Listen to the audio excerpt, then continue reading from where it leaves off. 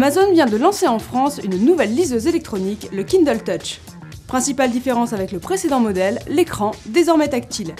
Ce changement apporte-t-il plus de confort? Voici nos premières impressions. Fini le look blanc à clavier du premier Kindle, le Touch ressemble beaucoup au modèle précédent. La taille de l'écran n'a pas changé, et les matériaux utilisés, comme les finitions, sont les mêmes. Mais les différentes touches, sur le côté et au bas de l'appareil, ont disparu. L'explication est simple, désormais le Kindle réagit au doigt grâce à son écran tactile. Reste une seule et unique touche qui permet de revenir à l'écran d'accueil. Autre changement moins visible, l'autonomie et les capacités de stockage ont doublé. Le nouveau Kindle est aussi plus lourd. L'écran tactile est multi-touch, c'est-à-dire qu'on peut le manipuler à un, mais aussi à deux doigts. On peut par exemple diminuer la taille des caractères en pinçant l'écran.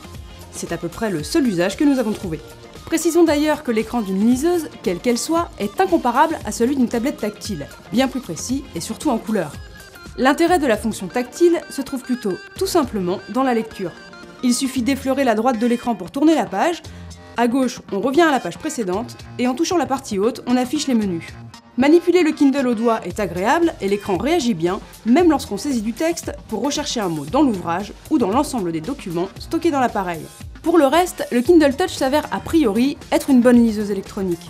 Une fois bien en main, on navigue facilement dans les menus. Et l'écran ne fatigue pas les yeux, on peut lire sans problème pendant longtemps. Pour acheter des livres, Amazon donne accès à sa librairie en ligne depuis le Kindle. On peut aussi s'abonner à des journaux. On retrouve les principaux quotidiens français dans un format adapté à la liseuse. Et pour faciliter les téléchargements, la connexion 3G, lorsqu'elle est disponible, est gratuite.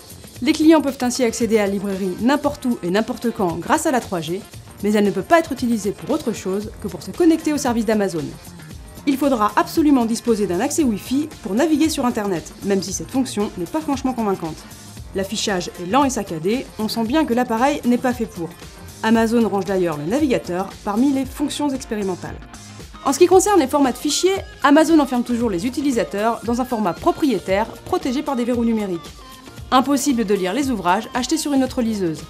Les Kindle ne sont pas compatibles avec le format EPUB qui tend pourtant à s'imposer. La liseuse gère quand même d'autres formats de livres électroniques et lit les PDF. Il suffit de brancher le Kindle à son ordinateur en USB et d'y glisser les fichiers à transférer. Idem pour les MP3. Notez que le lecteur est rudimentaire, il est d'ailleurs lui aussi rangé dans les fonctions expérimentales. Pour les autres types de documents acceptés, le système est un peu plus compliqué. Il faut les envoyer par email vers un espace de stockage sur Internet. Ils seront ensuite transférés vers le Kindle s'il est connecté en Wi-Fi. Le vrai plus des livres électroniques, ce sont les services associés. Il suffit de rester appuyé sur un mot pour, par exemple, lancer le dictionnaire. On peut également accéder à un traducteur ou lancer une recherche sur Wikipédia. L'écran tactile n'apporte pas franchement de révolution à l'usage. Mais la différence de prix avec le précédent modèle se justifie quand même grâce à la plus grande mémoire interne. Quant à la version 3G, elle sert surtout à inciter les lecteurs à acheter plus de livres.